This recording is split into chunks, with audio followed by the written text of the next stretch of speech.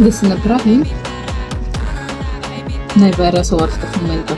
Изключително лесна, бърза, вкусна, без калории, тъй като основно от пастичка.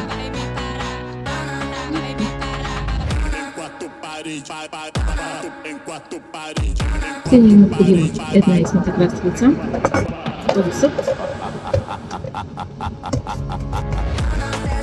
и количество от това, 200 мл киселинато,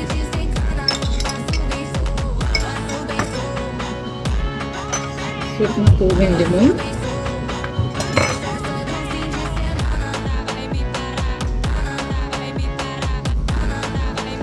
без пилено да се съвтине, една стъпна сливка чесън, малко сол. Така, слагаме капачето. В същото време правим упражнения за ръце. Като забравихме нещо изключително важно.